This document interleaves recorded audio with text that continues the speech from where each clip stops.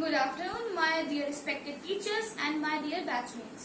My name is Batul Rizvi. I am pursuing Bachelor's of Pharmacy from Hygieia Institute of Pharmaceutical Education and Research. So today is my presentation and the topic for my presentation is morphology or morphological change of irreversible cell injury. So starting from the definition of irreversible cell injury, what is it? So if we introduce any type of a stressor on a cell, it will changes its structure and function and undergoes the apoptosis or necrosis condition which leads to cell death. Generally क्या होता है, cell के ऊपर अगर किसी stressor को introduce करवा देते हैं तो हमारा सेल जो होता है वो अपने स्ट्रक्चर को और फंक्शन को दोनों को ही चेंज कर देता है और जब वो चेंज कर देगा तो वो एपोप्टोसिस या नेक्रोसिस की कंडीशन में चला जाएगा और सेल की डेथ हो जाएगी. This is the definition of irreversible cell injury. Now we start from the morphology of irreversible cell injury. Cell death is a state of irreversible cell injury which takes place in a body by focal or local change in a body by the process of autolysis, necrosis and apoptosis. So, starting from my first process which is autolysis. As it is written here, autolysis means self-digestion. Autolysis means self-digestion. It is a process in which disintegration of cells take place by the liberation of hydrolytic enzyme from the lysosome. क्या होता है autolysis में कि जो हमारा cell होता है उसका डिसइंटीग्रेशन होने लगता है. किसके थ्रू होता है? जो हाइड्रोलिटिक एंजाइम होता है सेल के लाइसोसोम से लिबरेट होने लगता है, निकलने लगता है, जिसकी वजह से सेल का डिसइंटीग्रेशन होने लगता है. Second point, that autolysis occur in the body where there is complete absence of inflammatory response. यानी जो हमारा एपोप्टोसिस होता है वो ऐसे जगह होता है बॉडी में जहां पर जो इन्फ्लामेटरी रिस्पॉन्स हो कंप्लीटली एब्सेंट होना चाहिए. नेक्स्ट वन, जो ऑटोलिसिस की कंडीशन होती है वो वैसी जगह पर रिच होती है. The autolysis is rich where there is a rich amount of hydrolytic enzyme present. For example, pancreas, gastric mucosa and intermediate tissues like heart, kidney and some fibrous tissues.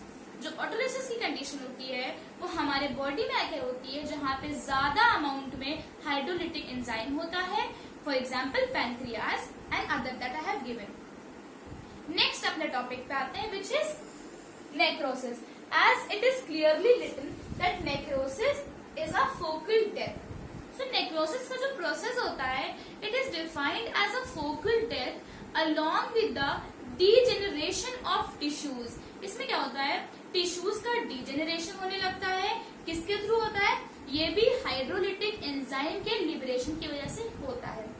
Necrosis can cause by the physical agent and as well as chemical agents. Then there are two essential changes which brings necrosis into irreversible cell injury.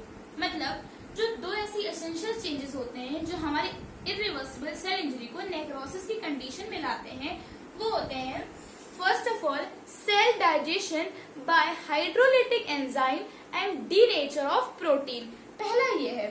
The next one, the processes are morphologically identified by cytoplasmic change in necrotic cell. तो इन दोनों processes जो होते हैं यही हमारी irreversible cell injury को necrosis की condition में डालते हैं. Then types of necrosis. There are 4 type of necrosis as it is mentioned here. First one coagulative necrosis, second one liquefaction necrosis, third one caseous necrosis and fourth one fat necrosis.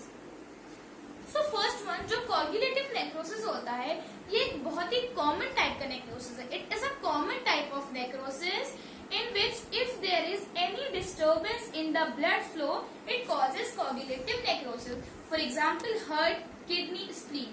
ये common तरीके का necrosis होता है. अगर blood flow में कोई दिक्कत आए, कोई डिस्टर्बेंस आती है तो अकर हो जाता है. Example heart, kidney, spleen. Next one is liquefaction necrosis.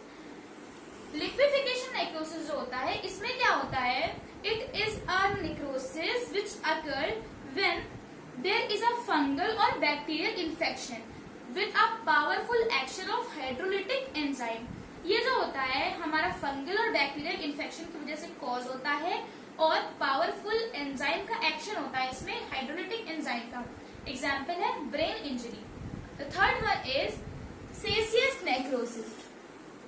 Caseous necrosis जो होता है ये एक तरीके का यूनिक टाइप ऑफ नेक्रोसिस है. It is a unique type of a necrosis in which tissue appear like a cheese like appearance. Tissue maintains itself. मतलब tissue जो होते हैं इसमें वो अपने को एक चीजी अपीयरेंस में मेंटेन कर लेते हैं.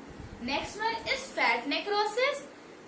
सो फैट नेक्रोसिस में क्या होता है? It is a special type of necrosis. ये एक स्पेशल टाइप का नेक्रोसिस होता है और इसमें हमारा जो होता है ऑटोनॉमिकल लोकेशन होता है, यानी जो सेल इंजरी कॉज करने की लोकेशन होती है वो अलग अलग होती है, बट जो लेजेंस कॉज होते हैं, जो लेजेंस बनते हैं वो मॉर्फोलॉजिकल आइडेंटिफाइड होते हैं. Means the anatomical location are different but the morphologically lesions are identical. Example as it is mentioned here. Pancreatic acute necrosis and traumatic fat necrosis in the breast. इसमें क्या होता है? ये दोनों चीजें अलग अलग लोकेशन पे कॉज हो रही हैं, लेकिन जो इसके लेजेंस होंगे वो लेजेंस जो होंगे उसका मॉर्फोलॉजिकल चेंज होगा, वो आइडेंटिकल होगा. Then with coming on our third process which is apoptosis. Apoptosis एक ऐसी कंडीशन होती है जिसमें प्रोग्राम सेल डेथ हो जाती है. So then we move on apoptosis. As we have discussed that apoptosis is a programmed cell death. Then what is the mechanism of apoptosis? Firstly, initiators of apoptosis. So the stimuli which cause programmed cell death can either act intracellularly or on the cell membrane. जो stimuli होते हैं जो cause करते हैं programme cell death को, वो या तो इंट्रासेलुलरली एक्ट कर जाते हैं और या फिर सेल मेम्ब्रेन के ऊपर एक्ट करते हैं. फिर हार्मोन्स की एब्सेंस की वजह से absence of hormone can also cause programme cell death. Initiation यानी इनिशिएट कर देते हैं अगर हमारी बॉडी में एब्सेंस हो जाती है किसी टाइप के हार्मोन्स की. देन जो activators of programme cell death are the receptor for TNF. जो एक्टिवेटर्स होते हैं प्रोग्राम सेल डेथ के लिए वो हमारे रिसेप्टर्स होते हैं TNF के लिए. TNF means tuberculosis necrotic factor means TNF. Then next point, regulators of apoptosis. Regulators of apoptosis में क्या होता है? जो BCL2 है वो एक प्रोटीन है, ह्यूमन के अंदर फाउंड होता है. It is a protein found in humans और it is located in the mitochondrial membrane और it is a counterpart of gene found in program cell death. यानी जो प्रोग्राम सेल डेथ को cause करेगा और हमारा BCL2 एक protein है ह्यूमन बॉडी में. देन द नेक्स्ट प्रोसेस जो लास्ट स्टेज आती है जिसके थ्रू हमारा एपोप्टोसिस होता है वो है फाइनल आउटकम. वो हमारा फॉलो होता है 3 पाथवेज के थ्रू. पहला pathway FAS activators, second one is ceramide generation and third one is DNA damage. As it is mentioned here, FAS activator, तो जो हमारा FAS एक्टिवेटर होता है वो क्या करता है? साइटोटॉक्सिक T सेल्स को एक्टिवेट कर देता है. नेक्स्ट है क्रिमिनाइड जनरेशन. इसमें क्या होता है? ये हमारा प्रेजेंट होता है ह्यूमन में, जो एपिडर्मिस की लेयर होती है स्किन की वहां पे प्रेजेंट होता है और ये इंक्रीज कर देता है सेल पे जो वैरायटी ऑफ स्ट्रेसेस लगते हैं और जिसके वजह से सेल डैमेज हो जाता है. ठीक है. Next one is DNA damage. जो DNA डैमेज होता है वो किसके थ्रू होता है? रेडिएशन के थ्रू हो सकता है, हीट के थ्रू हो सकता है या कीमोथेरेपी के थ्रू भी हो सकता है. देन जब ये सारे प्रोसेसेस हो जाते हैं तो हमारी प्रोग्राम्ड सेल डेथ कॉज होने लगती है, एपोप्टोसिस कंडीशन आ जाती है. फिर लास्ट में हमारी फैगोसाइटोसिस होता है. जो एपोप्टोसिस होती है जब सेल में तो वो एपोप्टोटिक फ्रेगमेंट्स बना लेती है, मतलब छोटे छोटे पार्ट्स में टूट जाके एपोप्टोटिक बॉडीज बना लेती है. तो उन बॉडीज को फैगोसाइटोसिस के थ्रू इंगल्फ कर लिया जाता है और जब वो इंगल्फ हो जाते हैं तो प्रोग्राम सेल डेथ कॉज हो जाती है. एज इट इज रिटन, सबसे पहले DNA डैमेज होता है माइटोकॉन्ड्रियल इंजरी की वजह से. देन एपोप्टोसिस की कंडीशन आती है, उसके बाद फैगोसाइटोसिस होता है, इंगल्फ हो जाते हैं जो एपोप्टोटिक बॉडीज होते हैं, और पिग्रान सेल डेथ कॉज हो जाती है. That's all about morphology of irreversible cell injury. Thank you.